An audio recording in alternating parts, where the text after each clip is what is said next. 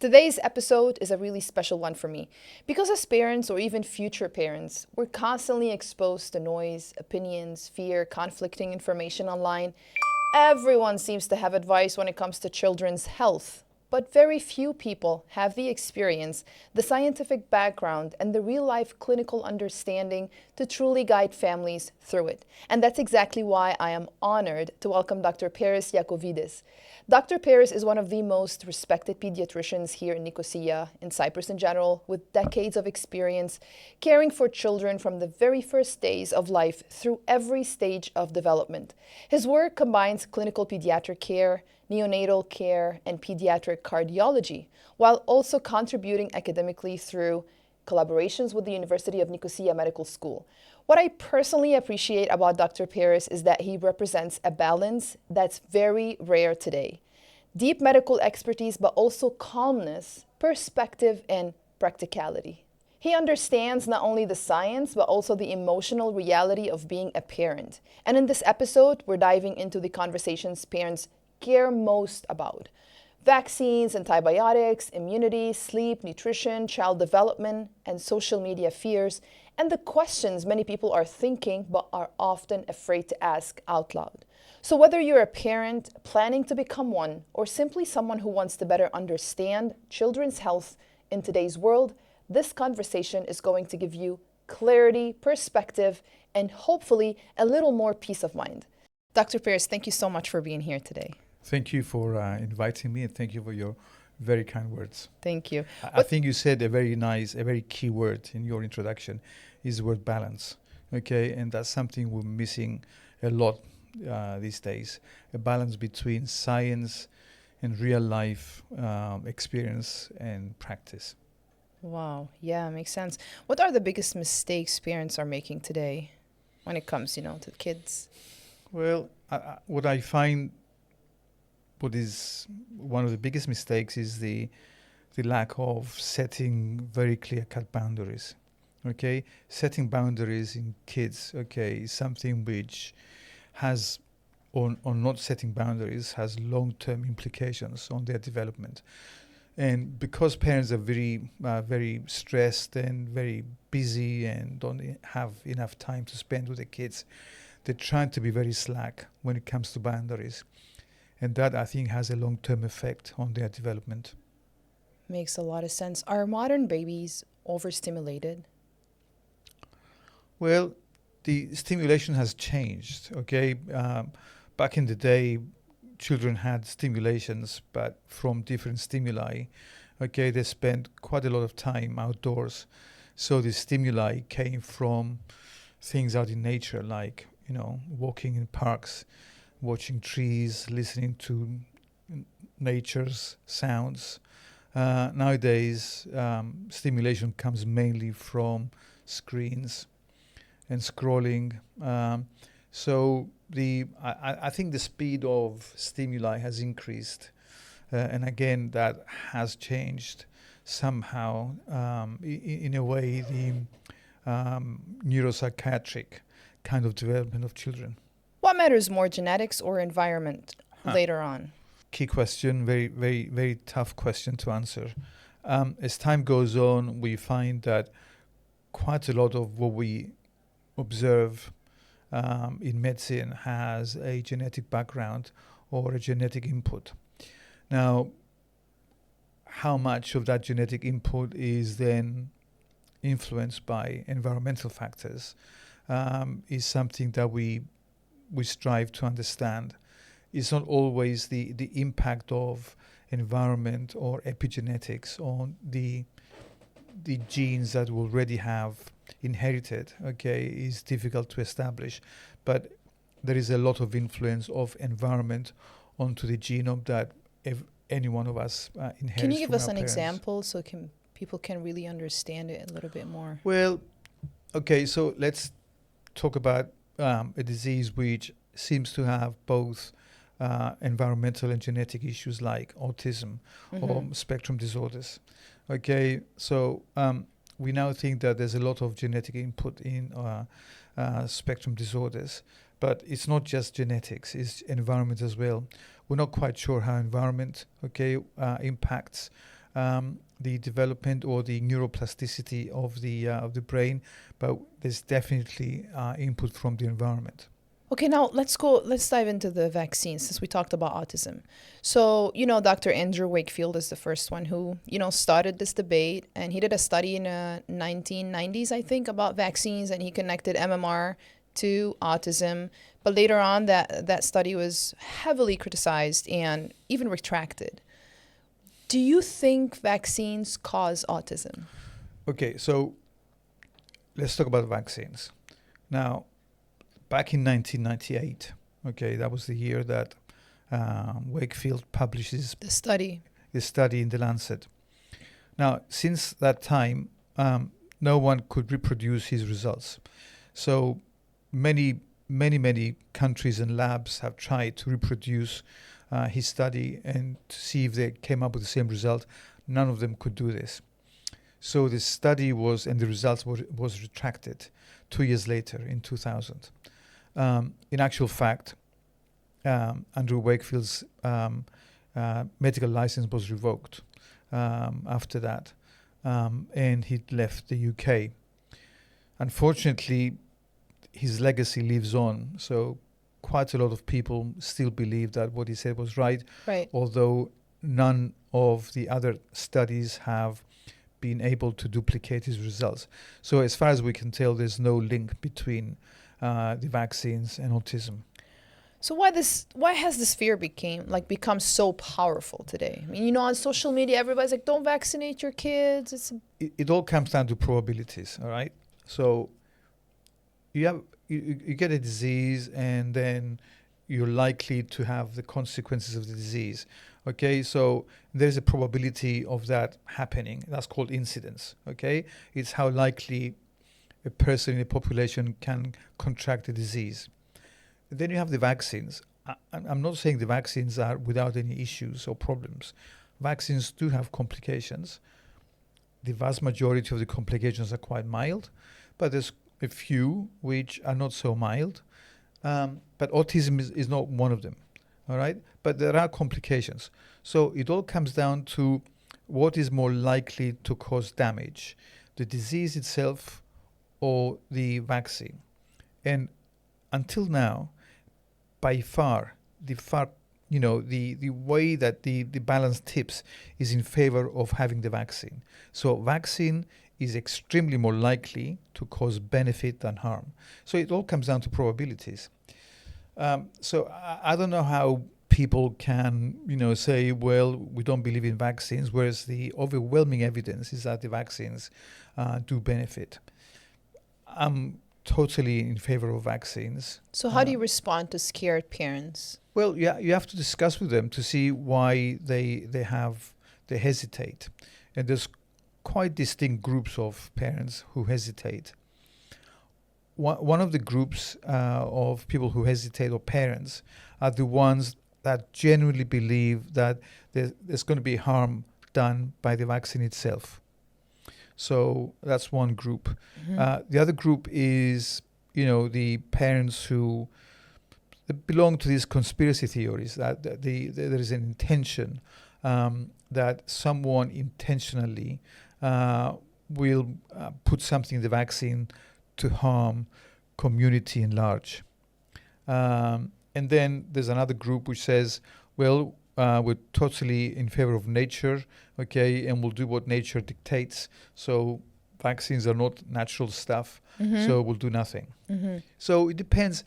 For the conspiracies, okay, they're the ones who you cannot win with conspiracy, because every time you come up with an argument, okay, you say, but the studies would show this. There'll be the counter argument that, well, the studies were done by funded by big pharma, right? And so, but if you sit down and you explain to them, for each disease, what are the potential damage that the disease can make to the child, and what is the potential benefit of the vaccine itself, so quite often you win them over. But if you say, well, vaccines are good for you and you should have them done, okay, then I give that kind of attitude. And I think that was initially one of the problems. Okay, doctors were not very keen to discuss this issue. Here you So go. Yes. when you come across very forcefully and very patronizing, say, get this done, or, something bad is going to happen, okay, then people tend to respond negatively, okay? If you sit down and discuss and trying to understand what their fear is, okay, and then you address that kind of fear, okay, then the vast majority of times you can win them over and guide them towards taking a, correct decision. So if I'm hearing you right, the strongest evidence today show that vaccine is not a bad thing. Correct. Wow. Okay. Is delaying vaccines safer or riskier? Good point. So the whole point of vaccines is that when it comes to vaccinating newborn babies and neonates, is because initially, depending on the age a child contracts a disease, okay, sometimes dictates the outcome. And because when neonates or small infants contract a disease, the initial signs of the disease sometimes can be misleading, or sometimes can be quite difficult to establish exactly the diagnosis. And if the timing of the diagnosis is prolonged, then the outcome can be different. So we would like to give the vaccines as early as possible, Okay. so to avoid having delay in making a diagnosis. Do you think kids are getting too many vaccines too early on, though? Because of the safety of the vaccines has improved over the last few years, giving too many vaccines in the first year or in the first 2 years hasn't seemed to cause any increased, or emergence of any other mortality or morbidity when it comes to vaccines. So, and the purity of the vaccines has improved compared to what it was like 20, 30 years ago. I mean, there was a time that we used to get the hepatitis vaccine from mares, from horses. Right. That was as recent as, I think, 30 years ago. Not anymore. So the vaccines have advanced in their purity. So I don't think there's any issue giving the vaccines. So their immunity can handle it. Correct. Okay. If now the vaccine rate is dropping, right? A lot of people are just like shifting away. In my opinion, that could be a little bit scary. But what happens when vaccination rate drop? Okay, so the drop in the vaccination rate, okay, has distinct geographical distributions. There's countries, okay, which vaccine refusals are higher, even within Europe and across the world, and that is sometimes can be a cultural thing. Vaccine refusal can be due to religious beliefs. And what that how that impacts the emergence of disease. Well, we've seen it very recently, even in Cyprus, that we've had an outbreak of measles. Yeah. Just after last year's Christmas, we had, I think, 13 cases of measles in unvaccinated children. Those children had not been vaccinated because of refusal by the parents. They were too young, okay? They hadn't reached the vaccination age yet, but they contracted disease because the teacher who was unvaccinated contracted disease. There have been outbreaks of measles in Israel, outbreaks in Bulgaria. We occasionally get sporadic cases of poliomyelitis. So every time the vaccination coverage drops, okay, the disease will emerge, okay? So I think the vaccinations rates have to be high all the time to prevent communities from the emergence of these diseases. What about COVID vaccine for kids? Okay. Right, so COVID vaccine for kids. The evidence for COVID vaccine for children was not very strong, especially in the under 5-year-olds. Now, when COVID broke out, okay, it was unknown. Everyone panicked. I mean, even within the scientific community, I think people were panicking, witnessing death rates, okay, which were, unprecedented. So everyone was pushing to get the vaccines out. Everyone was pushing to get people vaccinated. Now, I was one of those who believed that children as such, statistically at the time, were not experiencing very high mortality rates. Okay, the mortality seemed to affect older people. Right. So it was very low although morbidity was there for children, mortality was not there. And I believed because children had low viral loads, okay, they would the rationale was the children would have been the spreaders of the disease because they would get the disease, give it to older people, and give it to older people. Mm-hmm. Now, although I think that argument was valid, okay, my opinion was the viral load that the children would give to an adult was low, and my idea, okay, my conviction was that would have been a good thing for the community because the children would give a small load of the virus to the community, and that would increase herd immunity. Okay, that's why I was not very in favor on vaccinating children against COVID itself, and also the impact of sick children on the health systems was quite low. So it's not as if we're offloading the health system. It was the older generation, the older people who were heavily loading the system. So for me, having children passing on small loads of the virus to the community was sustaining or improving the herd immunity. Dr. Paris, speaking of other vaccines now, do you think social media made things worse? Well, I mean, social media, they pass information. The biggest problem with social media is, significant volumes of that information is not scientific. So, and they still pass it on.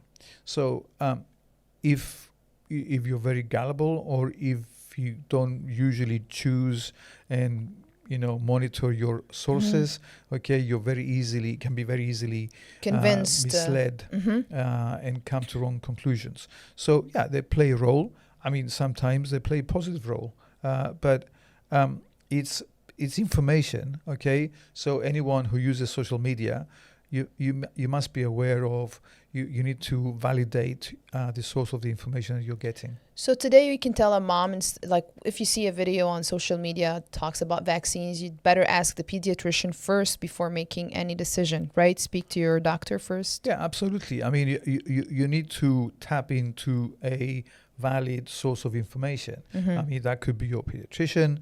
I mean, even AI now, ChatGPT or any of the other AI portals can assist and give fairly decent and valid information. Okay. What do doctors understand parents don't? Okay, so we tend to have a more spherical and global kind of attitude towards disease. Parents usually have their own experiences, okay, with themselves, with their family and their children. And that's very small when it comes to making decisions sometimes. When you have, as you said, quite a few years of experience, I was at a conference a few years back, and someone was talking, and there was a very young guy in front of me who was asking questions. Actually, the speaker was asking a question towards the audience, all doctors in the audience. So this guy stood up and said, "I've got a hunch that this is what it is." And then he sat down, and I tapped him on the shoulder, and I said, "How old are you?" And he said, "I'm 28. I said, "You cannot have a hunch at 28. I'm 55. I can have a hunch." Now, having a hunch in medicine is a combination of knowledge and experience. Okay? So that's what doctors have. We have this hunch, okay? But we call it hunch, but it's a combination of experience and knowledge. Okay, and that's what that's something that AI doesn't have, no right? AI doesn't have. Right. That's very important. That's why we still have to trust humans, Yeah. doctors, instead of. Yeah, correct. Doctor, let's talk about antibiotics, my favorite topic. You see, now in my practice, I see a lot of clients, in my nutrition, dietitian, etc. And a lot of the people that have messed up microbiome, I always ask them, did you overuse or did your mom overuse antibiotics when you were a kid? Do you think kids today are, overusing antibiotics? I think, again, misuse or abuse of antibiotics has geographical distribution, okay? And antibody resistance, again, is very obvious that there is geographic distribution of antibody resistance. Unfortunately, Cyprus is very high on the list because antibodies have been overused for decades. And not just Cyprus, quite a few countries do the same thing. Right. And it's a cultural thing, okay? It has to do with culture. It has to do with the quality of the medical provision in every country. It depends also on the public knowledge and education when it comes to antibiotics. So I think I'm very hopeful and very optimistic that Cyprus will gradually go down a path that we don't misuse antibiotics so much. But again, you have to educate people. You have to tell them exactly what antibiotics do and why you need to give or not to give antibiotics. And you need to speak about the potential side effects of antibiotics and the impact on the microbiome and the impact of the microbiome on the immune system itself. Because of the last decade, the microbiome of your intestine has become so important, okay, in the function of your immune system, okay, of our immune system, that, we should really take care, okay, and look after microbiome. So microbiome, for people who don't realize what it is all the microbes and the bacteria who live in your intestine, and they're responsible for producing substances that our body needs. But at the same time, they seem to impact in a big way on the effectiveness of the immune system. So every time you give antibiotics, okay, the antibiotics kill off bacteria, but they do it in a non-discriminate way. Kill the good and the bad. They kill everything, all right? So when you kill the good stuff, okay, in your intestine, then the whole balance of your body, and when it comes to regulating your immune system, is thrown off, okay? And that can have short-term, but it can have long-term implications as well. So if I'm hearing you right, we should give antibiotics, but only when it's necessary. So when is it necessary to give the kid antibiotics? Well, it's necessary to give antibiotics when you're convinced clinically, okay, that what you're trying to treat is a bacterial infection. And that's the doctor's decision, right? That's the doctor's decision, yes. So we can't just go to the pharmacy when our kid gets sick and just depend on the pharmacist. You shouldn't do that. You shouldn't do that. It's a clinical decision made by a clinician, okay? So if you're dealing, if you're convinced clinically or through investigations that you're dealing with a bacterial infection, then you give antibiotics. You do not give antibiotics if you don't know what's going on. You do not give antibiotics because someone's got a fever.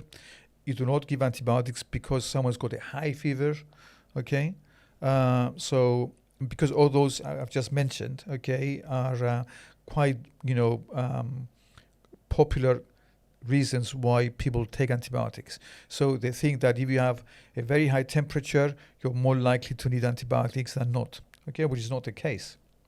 So remember when I brought my daughter, probably last month, she has streptococcus, and I called you and I asked doctor, it's for 10 days, but she's feeling better. And then you insisted and I followed your instructions. You said, no, she has to finish the whole bottle because the bacteria can come back later and be even more strong. If you don't kill the whole strain of the bacteria, and you have a few which survive because you haven't finished the course, the ones that survived are the most resilient ones, okay, and they will reproduce, okay, and they will produce a new strain, a new colony of bacteria that would be resistant to the antibiotic you just gave. So you need to finish them off completely. Perfect. So you don't get emergence of resistance. Perfect. A lot of people also are scared when their kids have high fever. And something I encountered when my daughter was younger, and I would have a lot of moms telling me, no, I don't give my kid anything, let their body fight it. But then the fever would go very high up, and then the pediatrician would like recommend to bring it down. When do you think we should really think of bringing it down, not just depend on their resilience? Okay, so when it comes to viral infections, which are by far the commonest infections we deal with the kids, now the fever or dropping of the fever has no impact on the outcome. So if you give antipyretics to drop the fever, or if you don't give antibiotics to drop the fever, the outcome is unchanged. Wow. Okay, so the child will probably recover within 3 to 5 days. Okay, so regardless if you give or not give paracetamol or ibuprofen. What paracetamol and ibuprofen do is it makes the patient feel a bit better. So you don't feel very nice when you have a 40 temperature. You have shivering, you have rigors, you feel uncomfortable. So dropping the temperature makes you feel more comfortable, but it doesn't change the outcome.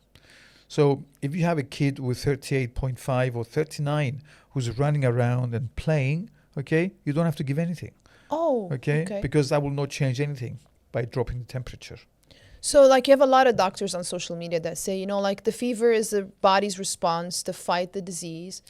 But then it also scares me when the fever goes very high up, you know, and then the kid ends up in the hospital.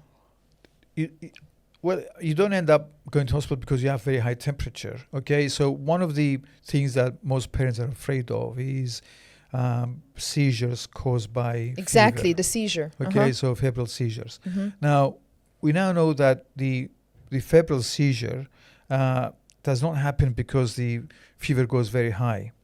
Okay, the febrile seizure happens when the fever increases very rapidly.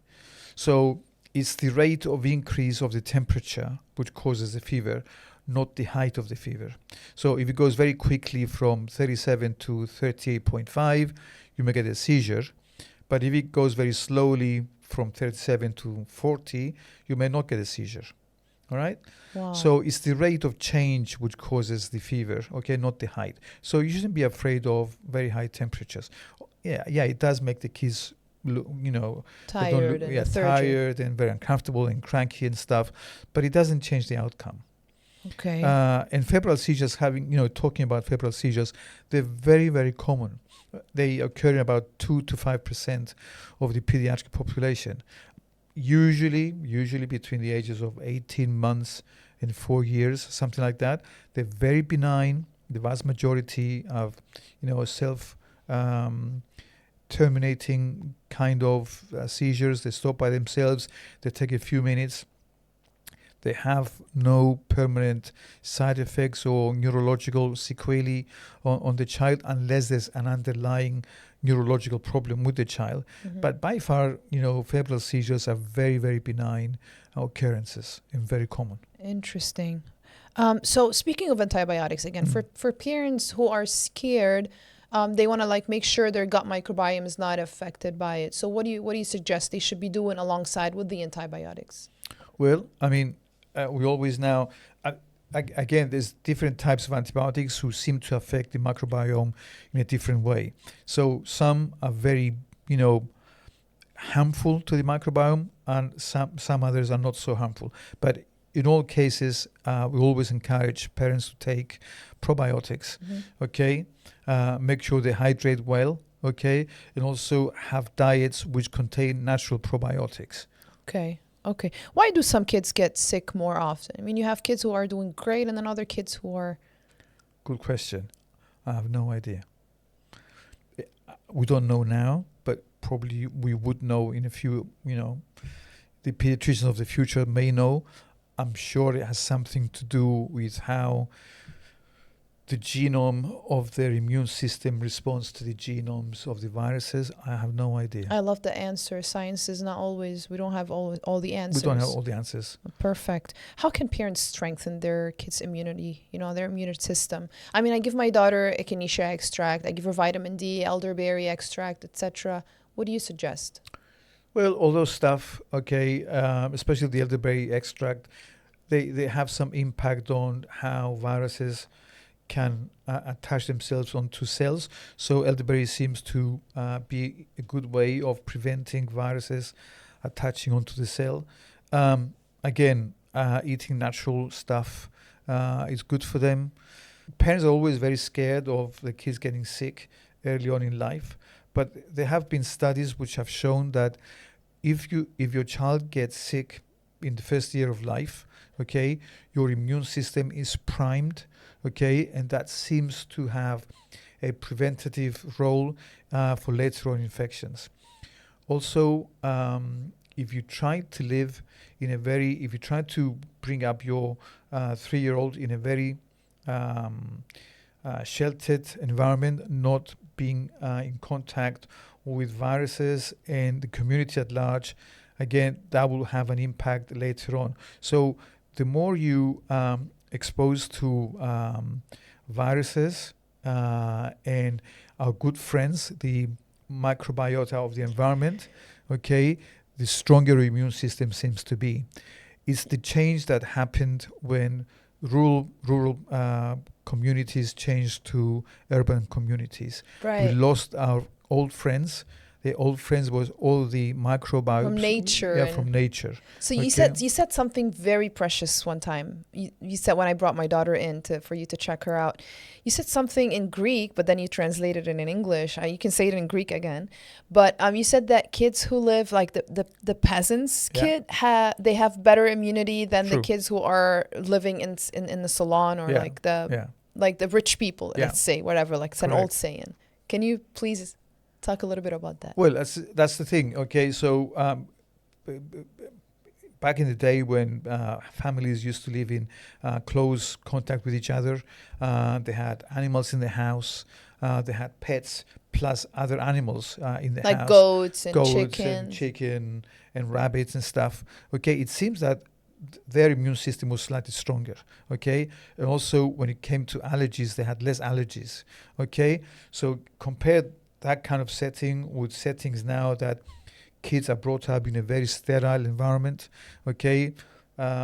Sterilization products always in the house, very few pets, not going out, not playing out in the fields. They seem to have weak, when it comes to allergies, they're more prone to allergies because they're not exposed to too many allergens, okay? So we're not saying like don't wash your kids' hands after they come back in, but don't be like just like obsessed with being all the time. Correct. And that's when I said at the beginning that we need balance. Okay? So everything has to have balance. And this is all connected to gut health. Like it's very important in children, right? Correct. Okay. Should kids take supplements? I mean, I give my daughter omega-3 multivitamins. Yeah, I guess they can take supplements, but I mean, if you can substitute from nature, I mean, you don't have to take multivitamins if your child has one fresh fruit every day. You don't need supplements from vitamins. If you have berries in the house and they eat berries, you don't have to have elderberries, extracts and stuff. Okay. But you need to make sure that they have the fresh fruit every day. What if your child is a picky eater? I mean, how do parents handle picky eating children? Stuff like iron. Iron is important as well for child development.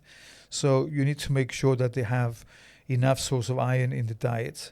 If you're not quite sure if the diet is enough, then sometimes we need to do blood tests to measure stuff. And then if it's low, then you can supplement.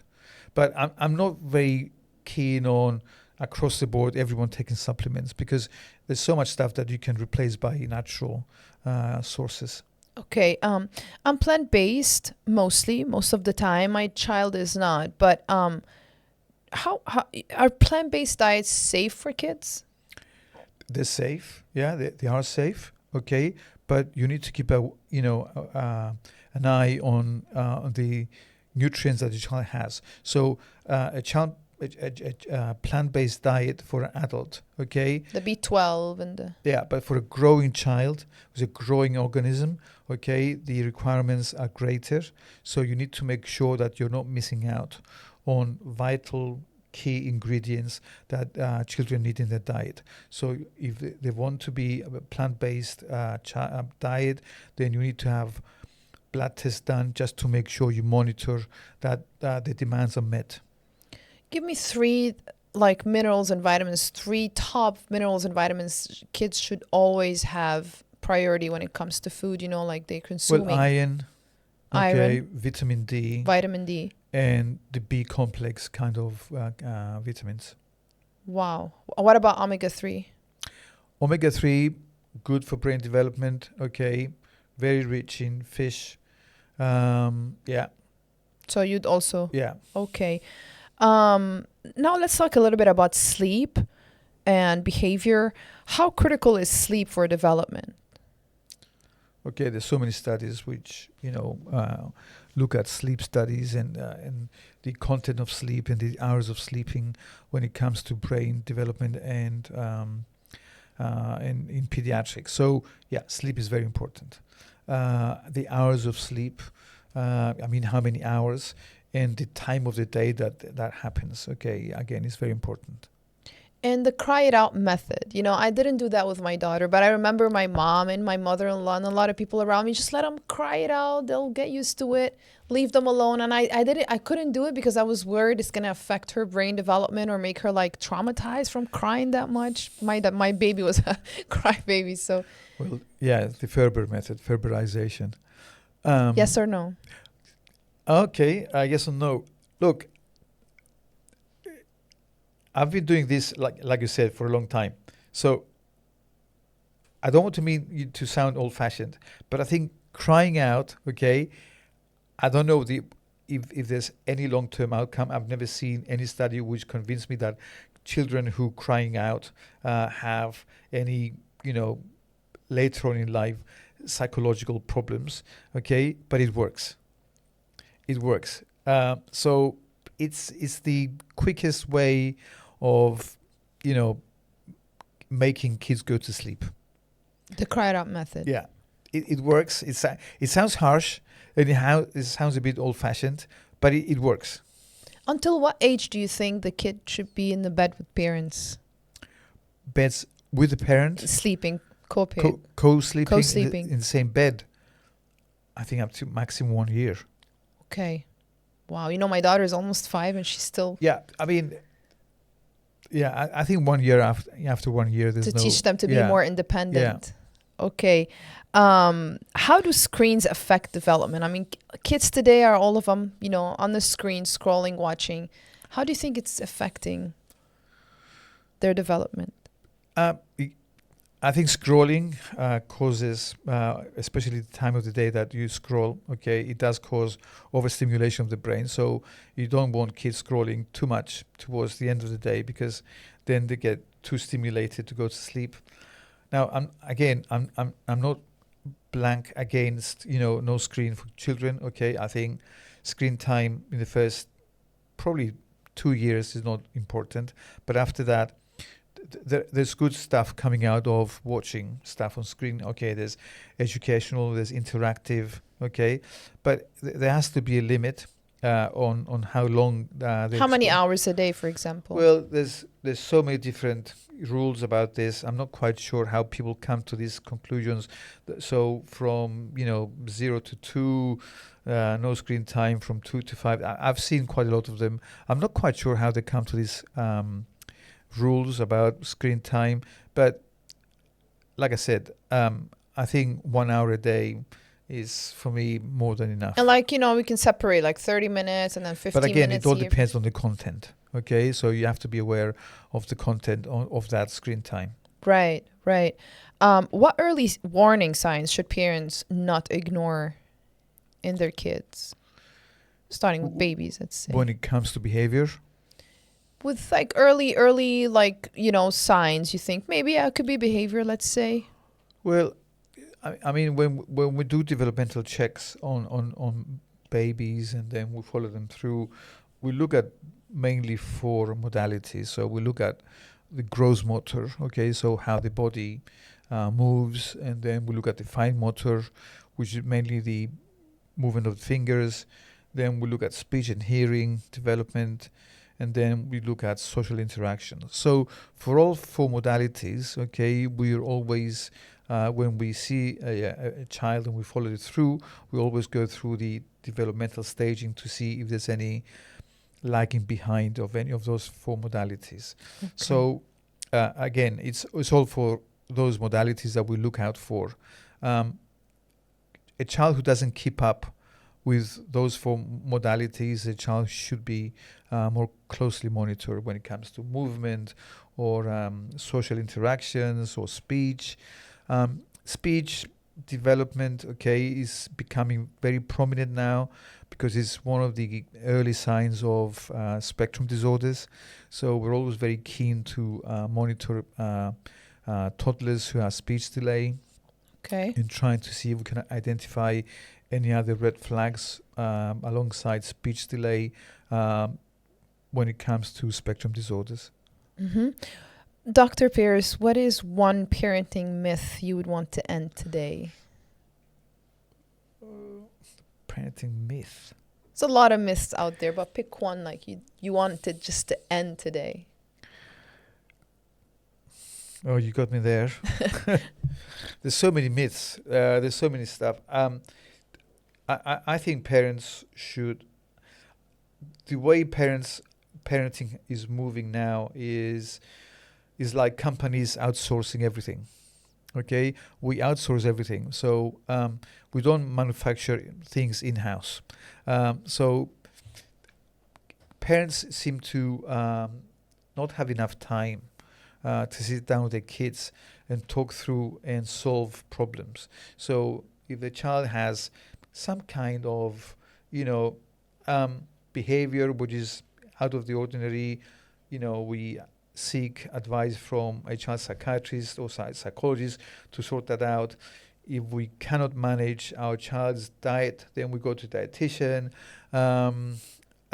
So I think there's so much outsourcing happening.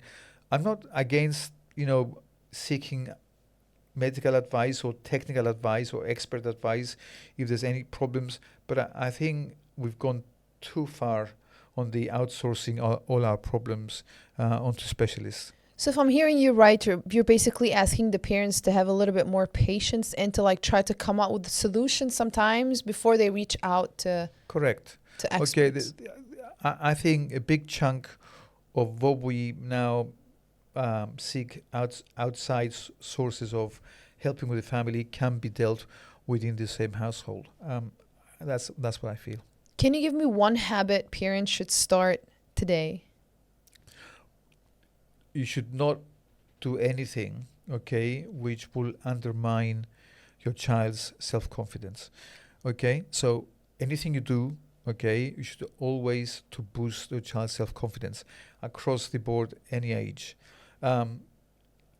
People have become very, especially in Cyprus now, they push the kids too much academically. I would rather have a academic underachiever who's self-confident than an academic overachiever who has no self-confidence. Wow, 100%. That's an eye-opener. Yeah. Interesting. So anything you do, you should make sure whatever you do, however way you behave towards your child, that will boost his self-confidence. That's what you need. Okay? You don't need too much academia. You need to make them self-confident, and that will see them through life. That's very precious. I appreciate you saying that. I think all parents should hear that very clearly. It doesn't matter if your grades are in the A's, but your kid is not really confident. That's amazing. One hidden risk affecting kids today. One hidden risk affecting hidden kids risk. today. Okay, hidden risk. Okay, is again something which goes unnoticed. I mean, you can do all the good work with your kids, and then they mix up the wrong crowd. Okay, and they take a wrong path. So you should always be aware of who your kid is mingling with. Make sure that the crowd that they're with, okay, are decent kind of kids. The friends The and friends. the environment. Sometimes kids can be very impressionable, and you need to be aware who they're mingling Especially with the bullying today, Yeah. right? Yeah. Okay. I have this question just like out of nowhere, but I love it so much. I nursed my daughter for 18 months, even though the pediatrician was against it. He's like, you have to stop at 1. But breastfeeding versus formula, what matters most? Oh, I mean, hands down, breastfeeding. Hands down. I mean, there's no question about that. It's just is how long, okay, you carry on breastfeeding, and what are you achieving, okay, with long-term. And when I say long-term breastfeeding, in my mind, okay, anything beyond 1 year, okay, is long-term breastfeeding. So what are you trying to achieve if you breastfeed after 1 year? So breastfeeding, okay, I mean, is something which incorporates nutritional value, bonding with parents, psychological support, confidence and stuff. So after 1 year, it seems that although mothers produce breast milk, okay, the nutritional value at that point is not as great as it was when they were younger. When they were 3 months old. Right. So, and then there's a shift. Although at the beginning there's more nutritional impact of breastfeeding than anything else, after a year it's more psychological impact. Now, and I've had mums who had more problems giving up breastfeeding, okay, at that age, rather than establishing breastfeeding when they were very young. So, I mean, kids tend to be they get attached, okay, and trying to stop breastfeeding after a long time, okay, it seems to be more difficult. They're attached. And yeah, and it's both ways. It works both ways. I mean, mums are not very keen to stop breastfeeding because they think that they have guilt feelings that I'm taking something away that my kid needs. And the kid is very attached to mom's breast and is for comfort. So it may cause practical issues. I mean, there have been some studies to do with dental caries in long-term breastfeeding babies, that they seem to have more dental caries than... Right, from the sugar in the milk that's right, and the sucking. than compared to same age children. But it's the attachment of the child to mom's breast that sometimes it can be very difficult to break if you do it for a long time. Okay. I'm not suggesting you do it, okay, but you need to be aware that there could be issues or practical difficulties in stopping a baby from wanting to be a child to be on the breast milk after, a year or 18 months. So some parents, like they want to stay on it for a very long time because their kid is a picky eater and they'd rather at least they're getting something. How do you handle picky eaters? Well, I mean, for one, okay, you need to be aware that no child will starve to death. Okay, no one starves. That's very important. Okay? Yes. The idea that some parents have that unless I feed my child, okay, he's going to starve to death, is totally unfounded. Okay, so there's no such thing. Okay, so children will eat anything. Sometimes they will eat dirt. Okay, if they're hungry. They will eat dirt. So if you give them food, okay, if they don't want it, okay, if you give them an option, okay, and the other the option is a healthy option, so be it. But don't give junk food as an option to skipping meals. Good food. Okay, but if you don't give if they don't have an option, okay, at the end of the day they will eat whatever you give them. Okay, so again, try to set the boundaries when it comes to nutrition. You can give them options. Kids sometimes like options, okay? And then you can trick them with the options, okay? You can give a healthy option and then another healthy option. And for them, it gives them the ability to say, okay, I've got options, okay? But both options are quite healthy. But do not give a healthy option and then a junk option. Okay, so always give options if they want to, if they're picky eaters, okay, but always go for the healthy option. The other thing is, do not give snacks if your kid is a picky eater. Okay, if you give snacks because they haven't eaten, okay, that seems to hold the blood sugar at a higher level and takes away the sense of hunger. Right. So if you keep because they haven't eaten, you give little snacks in between. That's what grandmas do most of the time, right? That will have the opposite effect. Right, right. Anything else you would want to add today? Anything you want to say? One of the main reasons is, of course, I wanted to add more knowledge, and a lot of people would enjoy listening to you, and you have a lot of experience. But I would also always want people to seek help from a pediatrician, not from social media. Doctors, they have a lot of experience, they have a lot of knowledge. We cannot deny. We cannot. Yeah, I mean, you always have to remember that we do what we do for the benefit of children, okay? We have no other ulterior motives to say things, okay? We're not getting paid. For saying vaccinate your kids, right? Again, going back to the conspiracies, okay, that we're all being paid by big pharma we're not, okay? And we try to educate ourselves all the time, in different ways, attending seminars, joining, university, projects that we do all the time. That's something I love. Taking part in research. Ask us, okay? Come to us. Ask the doctors. Okay? We're not doctors. We ask the doctors. We can talk about things. 100%. Well, I appreciate you a lot today. Thank you so much. Thank you. Hopefully we meet another time for other sets of questions. Yeah, I hope so. Of course. Well, thank you so much, Dr. Paris. Thank you very much. Thank you so much for watching. We will have the interview translated to Arabic, so you'll have the Arabic subtitles, and I'll hope to see you next time.